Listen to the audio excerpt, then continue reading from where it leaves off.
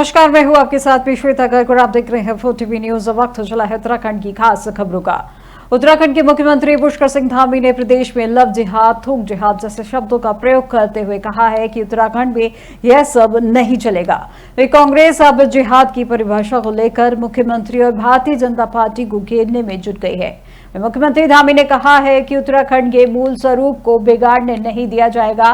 उन्होंने कांग्रेस पर हमला बोलते हुए कहा कि कांग्रेस हमेशा तुष्टीकरण की राजनीति करती रही है, जहां कांग्रेस हर मामले में विरोध की राजनीति करती है। उत्तराखंड के मूल स्वरूप को बिगाड़ने नहीं दिया जाएगा। उसी के साथ कांग्रेस की प्रदेश प्रवक्ता गरिमा दसौनी ने कहा कि मुख्यमंत्री धामी के इस्तेमाल करने से जिहाद शब्द के मायने नहीं बदल जाएंगे। कांग्रेस प्रवक्ता ने कहा है कि मैं आज भी अपने बयान पर अडिग हूं। खाने में थूकने वाला अपराधी है, जिहाद नहीं। भाई भूमि का कब्जा करने वाले अपराधी हैं, जिहाद नहीं। मदरसे में पढ़ाई होती है, वे समाज के लिए गाली नहीं है। मौलाना अबुल कलाम आजाद और भाजपा के केंद्रीय मंत्री रहे मुख्तार अब्बास नकवी जैसे लोग मदरसों से ही पढ़ाई कर निकले हैं। तो कहीं ना कहीं जिहाद शब्द का इस्तेमाल मैं आज भी अपने शब्दों पर अडिग हूं। एक बदलाव, एक चेंज, एक रेवोल्यूशन, एक स्ट्रगल, एक संघर्ष को जिहाद कहते हैं। आप थूकने वाला खाने में जो अपराधी है उसको आपने जिहादी बना दिया। जो भूमि कब्जा कर रहा है वो प्रदेश का अपराधी है, आपने उसको जिहादी बना दिया। जिहाद आह्वान को कहते हैं, सारे लोगों को से एक विनती, एक निवेदन के लिए कहते हैं, और समाज में बदलाव लाने के लिए संघर्ष जो करता है उसको जिहादी कहते हैं। और कहीं ना कहीं मुख्यमंत्री के इस्तेमाल करने से शब्द के मायने नहीं बदल जाएंगे। शब्द निकलते हैं भावनाओं से, और जिनकी भावनाएं विषैली हों वो कैसे अच्छे शब्दों का इस्तेमाल कर सकते हैं। आज जिन लोगों ने मदरसे को गाली बना दिया हो, मदरसा एक स्कूल है जहां मॉडर्न पढ़ाई भी होती है और जहां उनकी धार्मिक पुस्तकें, उनको अपनी जो भाषा है उर्दू फारसी वो लिखना सिखाया जाता है, उसको आज इन भाजपाइयों ने, इन संघियों ने गाली बनाकर रख दिया है समाज के लिए। देखिए, कांग्रेस के बारे में मैं यही कहूँगा कि वो हर मामले में केवल और केवल विरोध के लिए, थोड़ी सी अखबारों में हमको जगह मिल जाए इसके लिए वो बयान जारी करते हैं। वो सकारात्मक रूप से कांग्रेस हो, अन्य पार्टियां हों, राज्य के हित में आगे आएंगी, देवभूमि के मूल स्वरूप को बनाए रखने के लिए आगे आएंगी, तो हम उनका भी स्वागत करेंगे। लेकिन केवल विरोध के लिए विरोध करना, एक केवल स्टेटमेंट जारी करके कि जो है कहीं हम सुर्खियों में आ जाएं, और राज्य के साथ इतना बड़ा जो एक बड़ा षड्यंत्र है और एक भविष्य के लिए एक हमारे लिए बड़ी चुनौती है। उत्तराखंड में अवैध मदरसों के खिलाफ कार्रवाई लगातार जारी है और ऐसे में इन अवैध मदरसों के पीछे कहीं बाहर से फंडिंग की भी बातें सामने आई है, जिसको लेकर सरकार ने जांच करने की बात कही है। वहीं अब कांग्रेस इसको लेकर सरकार पर हमलावर है। पूर्व मुख्यमंत्री हरीश रावत ने भी कहा कि अगर बाहर से फंडिंग हो रही है तो सरकार क्या कर रही है, इन्होंने क्या चूड़ी पहनी हुई है। उन्होंने सवाल किया है कि अभी तक क्यों नहीं रोका गया और क्यों कार्रवाई नहीं की गई। ये कैसी सरकार है कि 8 साल से इन्हें पता ही नहीं चला। अगर मदरसे अवैध है तो 8 साल से क्यों चलने दिया गया। वही ठीक रमजान के महीने में ईद के दिनों के समय में अचानक याद आई है। अगर गलत है तो मदरसा बोर्ड के अधिकारी क्या कर रहे हैं। वहीं हरीश रावत ने कहा कि भाजपा को बता दीजिए कि उन मदरसों में कुछ हिंदू बच्चे भी पढ़ाई कर रहे हैं। यदि बाहर से हो रही है तो तुम क्या कर रहे हो? तुम्हारे हाथ में चूड़ियां पहना रखे हैं, कानून है तुम्हारे पास, क्यों नहीं रोका? क्यों नहीं उन पर कार्रवाई कर रहे हो? ये तो सरकार का काम है। मतलब 8 साल तक तुमको मालूम ही नहीं पड़ पाया कहाँ से आ रहा है, क्या सूत्र, फिर कैसी सरकार है तुम्हारी? अपनी क्यों मजाक बना रहे हो? और अवैध है तो फिर 8 साल से उनकी अर्जियों को क्यों पेंडिंग रखा हुआ है, क्यों चलने दिया है?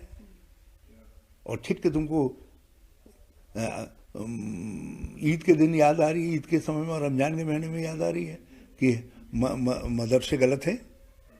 अरे गलत है तो तुम्हारा मदरसा बोर्ड क्या कर रहा है? तुम नहीं तो बना, तुम्हारा ही तो मदरसा बोर्ड है, तुम्हारे ही चेयरमैन है, तुम्हारे ही मेंबर हैं, वो क्या कर रहे हैं? अधिकारी क्या कर रहे हैं? यदि ऐसा कुछ हो रहा था तो उसकी सजा उन बच्चों को क्यों दे रहे हो? कहाँ जाएंगे वो बच्चे पढ़ने के लिए? और भाजपा वालों को बता दीजिएगा, उनमें कुछ हिंदू बच्चे भी जो उत्तराखंड सचिवालय शनिवार और रविवार को भी खुला रहेगा और उस दौरान सचिवालय कर्मी विभागीय कार्यों को निपटाते हुए दिखाई देंगे। इस संदर्भ में आदेश जारी कर दिया गया है और इस आदेश के पीछे की वजह मार्च में वित्तीय वर्ष की समाप्ति के दौरान तमाम बजट से जुड़े कार्यों का निस्तारण करना है।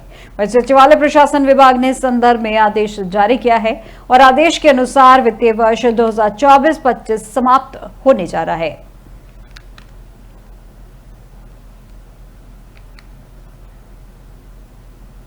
चमोली जिले में ऋषिकेश सिवाई रेल लाइन के अंतिम स्टेशन की टनल आर पार हो गई है, जहां गौचर से सिवाई टनल का मंगलवार देर शाम ब्रेक थ्रू हुआ था, जिसके बाद कर्मचारियों ने, अधिकारियों और मजदूरों ने जश्न मनाया है। इससे पहले स्केप टनल का ब्रेक थ्रू हो चुका है, जो जल्द ही सिवाई तक रेल पहुंचने के लिए एक और कदम आगे बढ़ा है। मुख्यमंत्री परियोजना प्रबंधक अजीत सिंह यादव ने बताया कि ऋषिकेश कर्णप्रयाग रेल परियोजना के तहत गौचर से सिवाई तक 6.5 किलोमीटर लंबी रेलवे लाइन की मुख्य सुरंग का निर्माण 2021 में शुरू किया गया था, जिसे रात दिन के अथक प्रयासों से कंपनी ने ब्रेक थ्रू करने में कामयाबी हासिल की है। उन्होंने कहा कि सुरंग को आर पार करने में इस महत्वपूर्ण स्केप सुरंग का पूरा होना परियोजना के लिए एक मील का पत्थर साबित हुआ है, जिसमें शामिल हितधारकों के संयुक्त प्रयासों और तकनीकी विशेषज्ञता को दर्शाता है।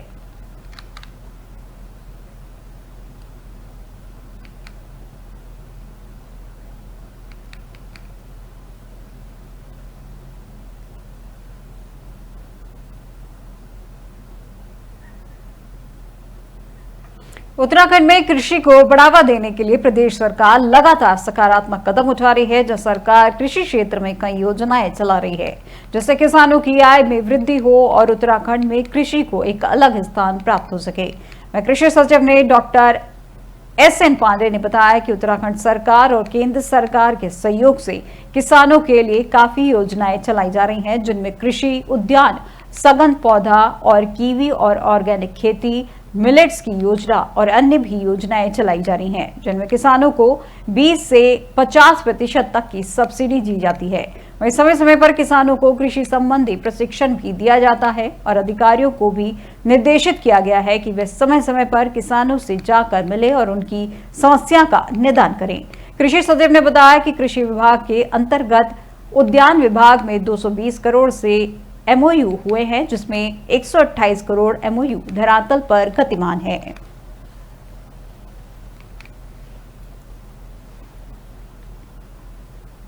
राज्य सरकार के स्तर से काफी योजनाएं चलाई जा रही हैं, चाहे वो कृषि से संबंधित हो, उद्यान से हो, सघन पौधे से हो, जड़ी बूटी से हो। इन सब में विभिन्न प्रकार की योजनाएं हैं, जैसे कि राज्य सरकार की मिलेट मिशन की योजना है, कीवी की योजना है। इसी प्रकार से जो है सघन पौधों में जो है विभिन्न प्रकार के जो हमारे एरोमेटिक प्लांट हैं, उनके लिए जो है योजनाएं बनाई गई हैं। और भारत सरकार से सॉइल हेल्थ कार्ड की भी योजना है। और भी विभिन्न प्रकार के जो हमारे इनपुट्स होते हैं, चाहे वो बीज के हो, चाहे ऑर्गेनिक उत्पादों की हो, इन संबंध में और प्राकृतिक खेती के संबंध में हो, विभिन्न प्रकार की योजनाएं, जिससे कि राज्य में किस प्रकार की खेती करने से किसानों को अधिक से अधिक लाभ मिल सकता है, उस प्रकार की योजनाएं राज्य सरकार के स्तर से और भारत सरकार के स्तर से चलाई जा रही है। क्योंकि हमारे राज्य में कृषि भूमि की काफी उपलब्धता कम है, उसको दृष्टिगत रखते हुए इस प्रकार के फसलों और फूल, सब्जी और फल की खेती को बढ़ावा दिया जा रहा है, जिससे कि किसान। अब उत्तराखंड में नौकरशाही से जुड़ी बड़ी खबर सामने आ रही है। जो राज्य के वरिष्ठ IAS अधिकारी आनंद वर्धन बने हैं मुख्य सचिव। जो राज्य सरकार ने नियुक्त किया है उत्तराखंड का नया मुख्य सचिव, जो 1992 बैच के IAS अधिकारी है आनंद वर्धन। वर्तमान में अपर मुख्य सचिव हैं आनंद वर्धन। जो राज्य सरकार ने इस संबंध में आदेश किया है जारी। उत्तराखंड में आनंद वर्धन IAS कैडर के सबसे सीनियर अधिकारी है। इस वक्त की बड़ी खबर आपको बता दें, उत्तराखंड में नौकरशाही से जुड़ी बड़ी खबर आपको बताई जा रही है, जहां पर राज्य के वरिष्ठ IAS अधिकारी आनंद वर्धन बने हैं मुख्य सचिव। जहां राज्य सरकार ने नियुक्त किया है उत्तराखंड का नया मुख्य सचिव। 1992 बैच के IAS अधिकारी है आनंद वर्धन, जिन्होंने वर्तमान में अपर मुख्य सचिव के पद पर तैनात थे। आनंद वर्धन राज्य सरकार ने इस संबंध में आदेश किया है जारी। उत्तराखंड में आनंद वर्धन आईएएस कैडर के सबसे सीनियर अधिकारी हैं। इस वक्त की बड़ी खबर आपको उत्तराखंड से जुड़ी बताई जा रही है। तीर्थ नगरी ऋषिकेश में 28 मार्च से सड़कों पर पसरे अतिक्रमण को हटाने की तैयारी पूरी हो चुकी है और नगर निगम, तहसील और पुलिस की संयुक्त टीम अतिक्रमण करने वालों पर कार्रवाई करेगी और अतिक्रमण को जब्त कर अपने साथ ले जाएगी।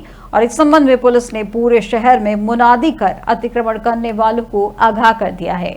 वहीं इस पर एसपी देहात जया बलूनी ने बताया कि 4 धाम यात्रा शुरू होने वाली है और यात्रा में हजारों वाहन और लाखों श्रद्धालु ऋषिकेश पहुंचेंगे।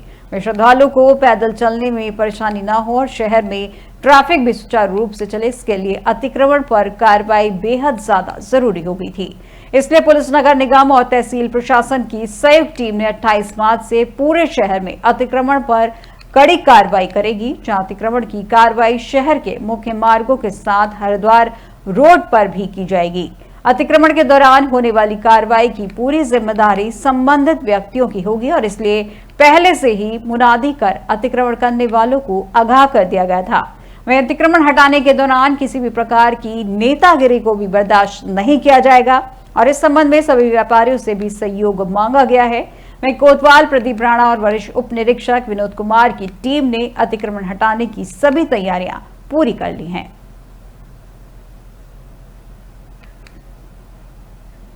शिवसेना और भवानी सेना के कार्यकर्ताओं द्वारा श्री राम फाइनेंस के खिलाफ उप जिला अधिकारी खटीमा के द्वारा जिलाधिकारी को ज्ञापन सौंपा गया है, जिसमें उनका कहना है कि खटीमा पीलीभीत मार्ग पर Shri Ram finance company first floor में स्थित है और इस पर ऑफिस चलने वाली सीढ़ियों पर श्री राम फाइनेंस लिखा है, जिससे हिंदुओं की भावना को ठेस पहुंचती है। वहीं श्री राम फाइनेंस कंपनी पर तत्काल कार्रवाई करने की मांग की है। वहीं श्री राम फाइनेंस के प्रबंधक का कहना है कि यदि किसी व्यक्ति को इस पर आपत्ति है तो जो श्री राम लिखा है उस पर स्टिकर लगा दिया जाएगा।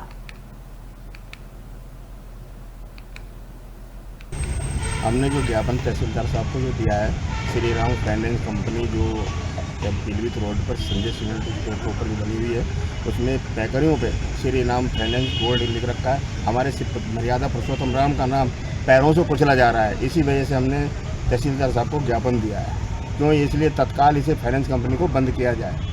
अभी शिवसेना के जो प्रतिनिधि आए थे उन्होंने ज्ञापन दिया है कि जो संजय सीमेंट एजेंसी है पीलीभीत रोड पे, वहाँ पे श्री राम गोल्ड लोन वालों ने कोई अपने स्टिकर बना रखे हैं जो कि उन्होंने अपनी सीढ़ियों में लगा रखे हैं और जो सीढ़ियों में लगा रखे हैं तो उसकी वजह से श्री राम के ऊपर जब आप स्टिकर लगे तो हम चलते हैं तो उससे उनको दिक्कत है कि श्री राम का नाम इसमें खराब हो रहा है और एक हमारे मर्यादा पुरुषोत्तम है जो इन पर सख्त कार्रवाई की जानी है। जिलाधिकारी महोदय के नाम से इन्होंने ज्ञापन दिया है, तो जो इसमें अब कार्रवाई के लिए जिलाधिकारी महोदय से उसमें वो दिखाया जाए।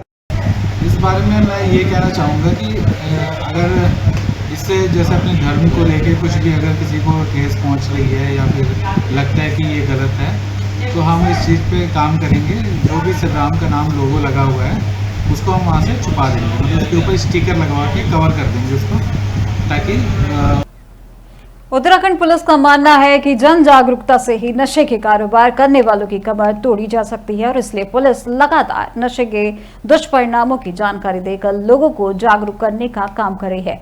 इसी कड़ी में आज जनपद टिहरी के पुलिस कप्तान आयुष अग्रवाल के निर्देश पर ढालवाला स्थित एक कॉलेज में पुलिस और CIU की टीम ने कला प्रतियोगिता का आयोजन किया, जिसका उद्देश्य छात्रों को महिला अपराध, साइबर ठगी, ट्रैफिक नियमों की जानकारी और नशे के दुष्परिणामों की जानकारी देकर जागरूक करना रहा। कक्षा 3 से लेकर कक्षा 8 तक के छात्रों ने इस प्रतियोगिता में हिस्सा लिया और अलग अलग मुद्दों पर चित्रकला के माध्यम से अपनी प्रतिभा को पेपर पर उभारा है। प्रतियोगिता में प्रथम, द्वितीय और तृतीय स्थान प्राप्त करने वाले छात्रों को CO सुरेंद्र सिंह भंडारी, इंस्पेक्टर प्रदीप चौहान और CIU प्रभारी ओमकांत भूषण ने ट्रॉफी देकर हौसला अफजाई किया। बाकी सभी छात्रों को प्रशस्ति पत्र दिए गए, जहां प्रतियोगिता के अंत में छात्रों ने नशा नहीं करने का संकल्प लिया और पुलिस को वादा किया कि वे ट्रैफिक नियमों का पालन करेंगे और अपने आसपास होने वाले किसी भी प्रकार के अपराध की जानकारी परिजनों के माध्यम से पुलिस को देंगे। इस पर CO सुरेंद्र सिंह भंडारी ने बताया कि पुलिस कप्तान आयुष अग्रवाल के निर्देश पर यह प्रतियोगिता आयोजित की गई, जो समय समय पर इस प्रकार की प्रतियोगिताओं का आयोजन किया जाता रहेगा। प्रतियोगिता के माध्यम से जो छात्रों ने नशा नहीं करने का, ट्रैफिक नियमों का पालन करने का संकल्प लिया है, वे बेहद ही सराहनीय है। ये प्रतियोगिता के दौरान मुनिकरेती थाने के वरिष्ठ उप निरीक्षक योगेश पांडे, ढालवाला चौकी प्रभारी आशीष शर्मा आदि उपस्थित रहे।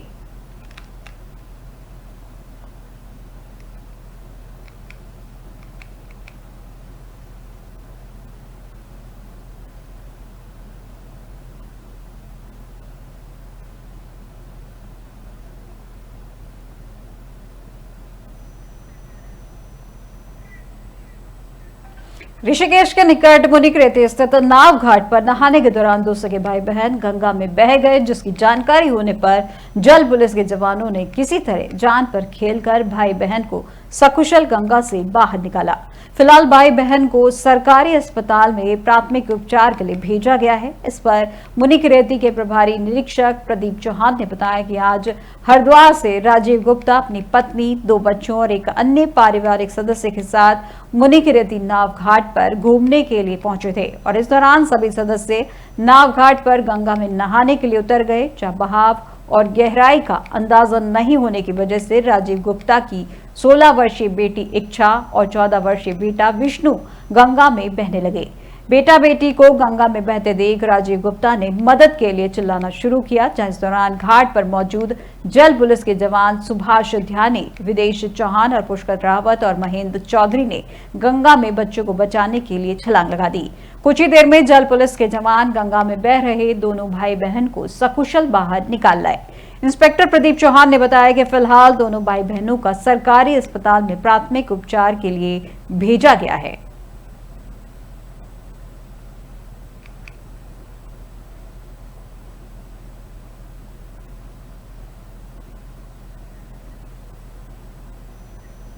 हरिद्वार के खानपुर रेंज में वन विभाग के नियमों की धज्जियां उड़ाने का मामला सामने आया है, जब प्रशिक्षणाधीन वन संरक्षक रजत सुमन ने वन रेंज क्षेत्र में वन कर्मियों को मांस खाते हुए रंगे हाथों पकड़ लिया है।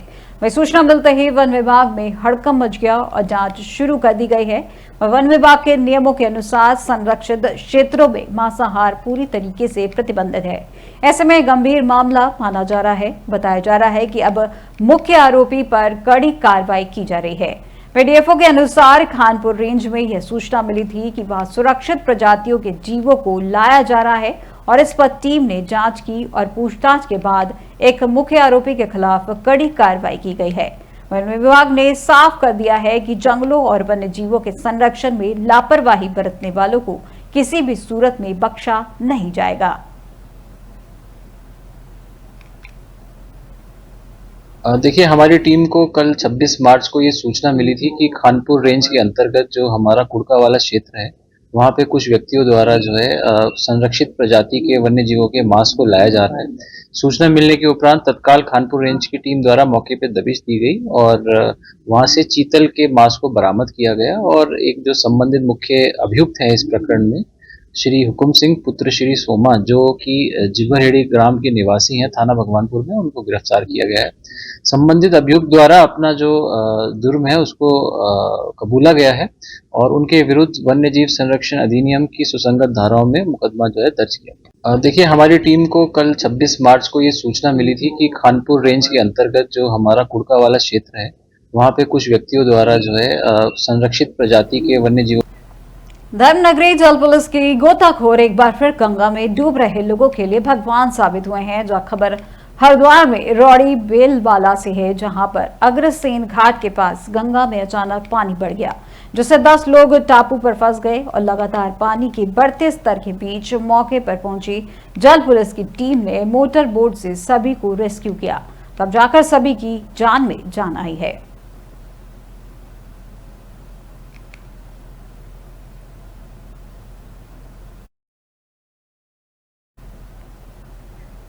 काठगोदाम के खेड़ा क्षेत्र में हुए जेवरात चोरी के मामले में पुलिस ने 3 शातिर चोरों को गिरफ्तार किया है और साथ ही पूरी चोरी किया गया सामान भी बरामद कर लिया है। जब पुलिस के मुताबिक घटना 6 मार्च 2025 की है, जब शिकायतकर्ता अजीम खान अपने परिवार के साथ नवाबगंज बरेली गए थे। 8 मार्च को लौटने पर उन्होंने देखा कि उनके घर का ताला टूटा हुआ था और अलमारी से सोने चांदी के आभूषण चोरी हो गए थे।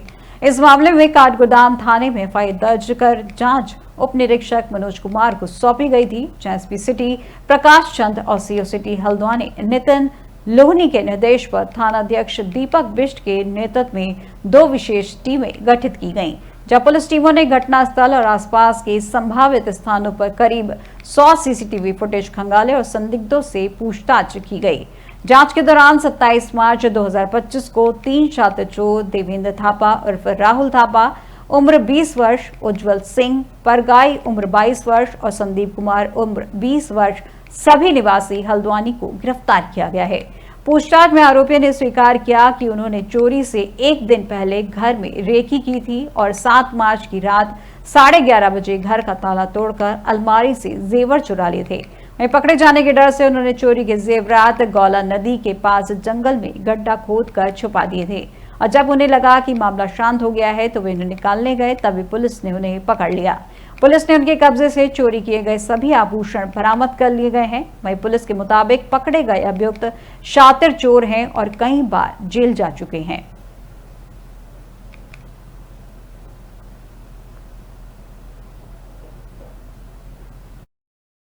कि 8 मार्च को काठगोदाम थाना क्षेत्र कुंवरपुर क्षेत्र में अजीम खान के घर पे चोरी हुई थी, उनके द्वारा थाना काठगोदाम पर एक तहरीर दी थी जिसमें कि कुछ ज्वेलरी और नकदी का भी विवरण दिया गया था कि चोरी हुआ है।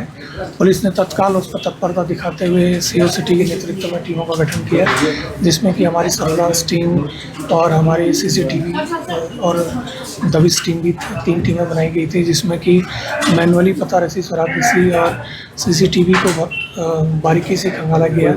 साथ ही हमने इसमें सर्विलांस का भी सहारा लिया और इसमें अंततः आज सुबह 3 अभियुक्तों को हमने गिरफ्तार किया है और उनके कब्जे से 100% माल भी बरामद हुआ है। ऐसे क्या आरोपी का गैंग का नाम आ रहा है? देखिए, तीनों हल्द्वानी के ही रहने वाले हैं और इनका पुराना चोरी में भी 2-3 बार जेल गए हैं और इस जनपद के अलावा हम अन्य जनपदों में भी इनका क्रिमिनल हिस्ट्री खंगाल रहे हैं। उसी के अनुसार हम नेक्स्ट की आवश्यक कार्रवाई करेंगे। सर, ये हल्द्वानी में क्या किया? यही काम है कि ये बंद घरों की रेकी करते हैं और उसके बाद ताला तोड़कर चोरी की घटना को अंजाम देते हैं। कि 8 मार्च खबर खटीमा से है, जहां खटीमा पीलीभीत मार्ग की हालत सुधारने को लेकर उप जिलाधिकारी रविंद्र सिंह बिष्ट को ज्ञापन सौंपा गया है। गौरतलब है कि खटीमा पीलीभीत मार्ग की हालत जगह जगह गड्ढे होने के कारण आए दिन दुर्घटना होने का भय बना रहता है और पूर्व में भी सैकड़ों दुर्घटनाएं हो चुकी हैं। इस मार्ग से सीमावर्ती राज्य उत्तर प्रदेश के हजारों की संख्या में लोग प्रतिदिन उत्तराखंड आते हैं और वर्तमान समय में उत्तर भारत का प्रसिद्ध मां पूर्णागिरी का मेला चल रहा है, जिस पर तात्कालीन कार्रवाई करते हुए उप जिलाधिकारी रविंद्र सिंह बिष्ट ने अधिकारियों को निर्देशित किया है। और इस दौरान डॉक्टर प्रेम सिंह राणा, पूर्व विधायक नानकमता, रमेश चंद्र सुभाष राणा, किशोर जोशी, जिला मंत्री हरेंद्र सिंह राणा, महेश सिंह राणा, बलदेव सिंह के साथ भारतीय जनता पार्टी के समस्त कार्यकर्ता उपस्थित रहे।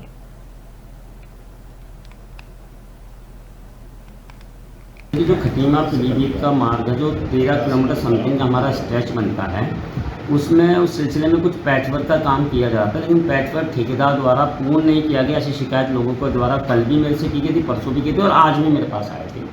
तो लिहाजा उसी सिलसिले में मैंने एक्सीडेंट साहब से बात की थी। तो एक्सीडेंट साहब का ये कहना है कि पैचवर्क पूरा होगा और इसके बाद एंड टू एंड जो पूरा पीलीभीत खटीमा से लेकर पूरा पीलीभीत का हमारा एरिया, उसका PCC भी होगा और हॉट मिक्स वो भी होगा।